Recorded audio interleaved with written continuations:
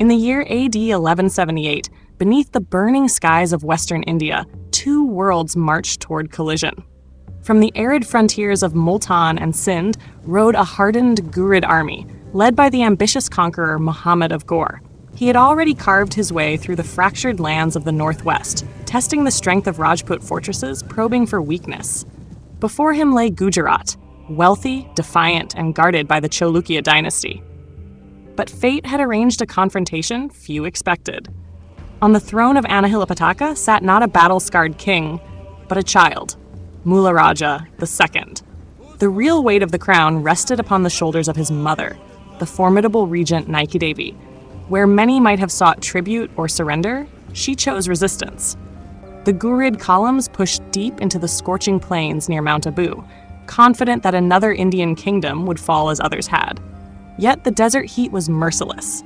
Supply lines stretched thin. Local resistance hardened.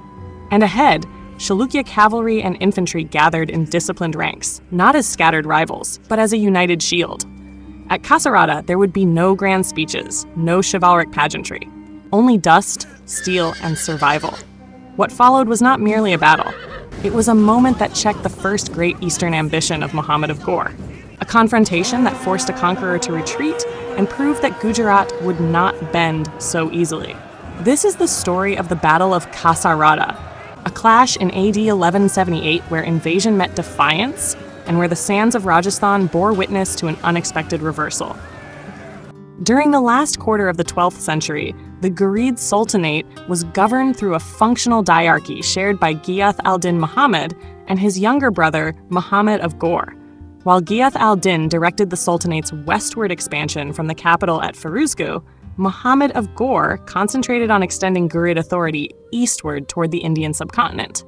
By AD 1173, Muhammad had seized Ghazna and consolidated control over eastern Afghanistan after expelling the Oghuz Turkmens. The capture of Ghazna was strategically significant. It provided both symbolic legitimacy and a forward military base. From this position, Muhammad launched a series of campaigns into the Indus Valley, using the city as a staging ground for deeper incursions into northwestern India. In AD 1175, Muhammad of Ghor undertook his first major expedition into the Indian subcontinent. He captured Multan from the Karmatians and seized Uch, then under either the Vati Rajputs or the Karmatians. With these conquests, he secured two strategically valuable bases in the lower Indus region. From this position, Muhammad had the option of advancing toward Lahore. The most direct route from Ghazni to Lahore runs through the Khyber Pass, which would normally require first occupying Peshawar before moving eastward, as he indeed did in later campaigns. However, on this occasion, he chose a different strategy. Instead of proceeding through the Khyber route, he entered via the Gomal Pass, and after consolidating control over Multan and Uch, he turned sharply south towards southern Rajputana and Gujarat. This decision suggests a calculated attempt to expand into the prosperous regions of western India, rather than immediately confronting the Ghaznavids at Lahore. Had this campaign succeeded, much of southern Rajputana and Gujarat might have fallen under Ghurid authority. With secure bases in these territories and stable lines of communication back to Ghazni, Muhammad would then have been well positioned to challenge either the Ghaznavids of Lahore or the Chahamanas of Shakambari from a position of strategic strength. Persisting with the Gomal Pass route, Muhammad of Ghor advanced through Lower Sindh and then moved northeastward, seeking to enter the northern territories of the Chaulukyas by way of western Rajasthan. This line of march avoided the more heavily contested Punjab corridor and instead targeted the frontier zones of Gujarat from a less expected direction. Before reaching the eventual battlefield near Mount Abu, Muhammad attacked and plundered Naddula. During this advance, the temple complex at Kiradu was reportedly desecrated, including the destruction of a Shiva idol. Meanwhile, the Chaulukyas, under their youthful ruler Mularaja II, organized a coordinated military response to the advancing Ghurid forces. Although the king was still young, the kingdom acted decisively, drawing support from key regional feudatories, including the Paramara ruler of Abu and the Chahamana chiefs of Naddula and Jalor. Together, they assembled a substantial army to confront the invasion. This mobilization reflects not only the strategic importance of Gujarat, but also the willingness of its subordinate rulers to unite in the face of an external threat. The 12th century Kashmiri historian Jayanaka, in his court epic Prithviraja Vijaya, provides a dramatic account of the hardships faced by the invading army. He writes that by the time the Turks approached the Chahamana kingdom, they were so severely affected by thirst after crossing the desert that they were forced to drink the blood of their own horses. While this description is likely exaggerated for literary effect, it reflects the perception of extreme hardship endured during the march. After crossing the Thar Desert into the region of Marwar, the exhausted forces of Muhammad of Ghor eventually reached the foothills of Mount Abu. By this stage, the physical strain of the campaign had likely weakened the army before it even encountered the Chaulukya defenses. At the foot of Mount Abu, the exhausted army of Muhammad of Ghor emerged from its brutal march across desert and scrubland, expecting a confrontation as they pushed toward the fertile plains of Gujarat. The rugged mountains loomed ahead, concealing the strength and disposition of the defenders. Unbeknownst to Muhammad, the approaches were guarded by the feudatories of the Chaulukyas, the Paramara ruler Daravarsha of Abu, the Chahamana chief Kelhana of Naddula, and his brother Kirtipala of Jalor. Behind them, drawn up with deliberate depth and discipline, was the main Chaulukya host, ready to fight in the name of the youthful king Mularaja II. This was no improvised resistance. The defenders had carefully prepared the terrain to their advantage. According to the Jain chronicle Prabandhakosha, Daravarsha allowed the Ghurid army to advance into the narrow defile before sealing the exit behind them. Embellished or not, the tactical logic is unmistakable.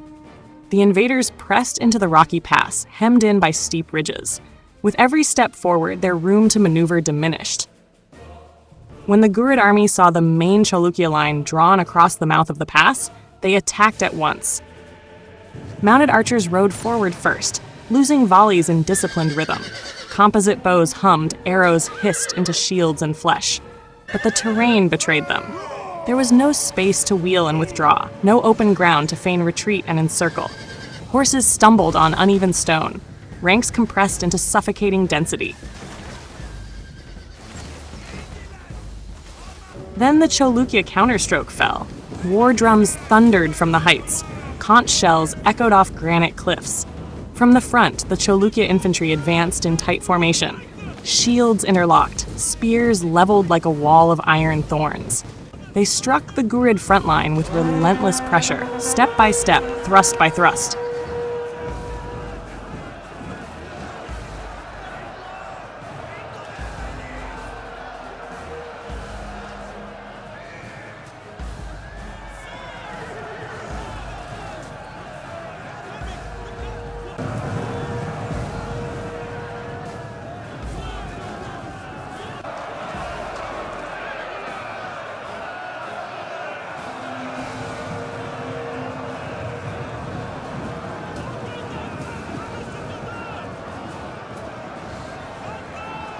From the flank, the Chahamana of Naddula and Jalor descended with sudden fury. Swords rose and fell in flashing arcs. Spears punched through mail. Mounted archers were dragged from their saddles and cut down before they could draw again. The pass became a corridor of slaughter. Then came the decisive blow. From the ridges behind, Daravarsha unleashed the Paramara assault. Stones and arrows rained down first, smashing helmets, breaking bones, throwing formations into confusion. Then, Paramara cavalry and infantry surged into the Ghurid rear. They cut through stragglers, severed retreat routes, and drove forward with ruthless determination. The invaders were now trapped, crushed between hammer and anvil. Steel collided in suffocating proximity. Lances splintered against breastplates. Blades hacked through cloth, leather, and flesh. Blood slicked the stones. Men slipped and were trampled under horses' hooves. The air thickened with dust and iron. Cries of command dissolved into screams. Daravarsha's rear assault intensified the collapse. Paramara warriors struck at backs and hamstrings, isolating clusters of resistance and annihilating them in close combat. Signals were lost in the chaos. standards fell. Cohesion dissolved. The Ghurid front line attempted to push through, to break the Chaulukya front before the encirclement tightened. For a moment, banners bearing the crescent pressed forward, and the clash reached a desperate intensity. But fatigue, accumulated from weeks of marching through arid lands, began to show. The Chaulukya infantry, fighting on familiar ground, pressed their advantage relentlessly. Gradually, cohesion faltered among the Ghurid troops. What had begun as organized resistance degenerated into fragmented pockets of combat. Units lost contact with one another. Commands went unheard in the roar. The sealed pass now became a death trap. Men trying to retreat found their way blocked. Panic spread faster than orders could contain it. In the thick of the struggle, Muhammad himself was wounded. Whether struck by arrow or blade, the injury forced him from active command at the most critical moment. The sight or rumor of their injured leader shattered what cohesion remained. Panic replaced discipline. What had been a battle now became a massacre. Hemmed in by mountains, assailed from front and rear, the Ghurid army broke. Men fought desperately to escape the killing ground, abandoning banners and comrades alike. Many were cut down as they fled. Others were crushed in the press of retreat. The narrow pass amplified the slaughter. Bodies piled where the path constricted, and the living stumbled over the dead. When the sun dipped lower, the field beneath Mount Abu was strewn with fallen men and broken horses. The Ghurid invasion force, confident only days earlier, lay shattered. Muhammad of Ghor, bleeding and shaken, was carried from the field by surviving guards. The retreat northward was grueling and humiliating, through hostile country and with the shadow of defeat clinging to every step. Only after immense hardship did he reach Ghazna.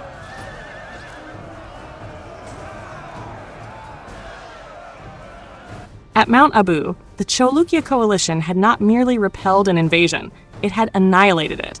The Paramaras of Abu, the Chahamanas of Naddula and Jalor, and the Chaulukya host had turned the mountain pass into a graveyard, and for nearly 2 decades, the memory of that blood-soaked defeat would linger in Ghurid ambition. The defeat of Muhammad of Ghor by Mularaja II in AD 1178 forced him to reconsider his expansion strategy in India. Rather than attempting another advance through Gujarat, he shifted his focus to the northwestern frontier. In the following year, he entered the subcontinent through the Khyber Pass, captured Peshawar, and later gained control of Lahore through political maneuvering. From this stronger base in Punjab, he eventually confronted the Chahamanas in direct engagement. This change in approach had long-term consequences for the political history of northern India. Muhammad never again attempted to invade Gujarat during his lifetime. The next major Muslim incursion into the region occurred during the reign of Bhima II and was carried out by Muhammad's leading general, Qutb-ud-Din Aibak. In 1197, Aibak defeated Bhima II near Mount Abu and sacked the Chaulukya capital of Anahilavada, modern Patan. This campaign is often viewed as avenging Muhammad's earlier defeat at the same battlefield nearly 2 decades earlier.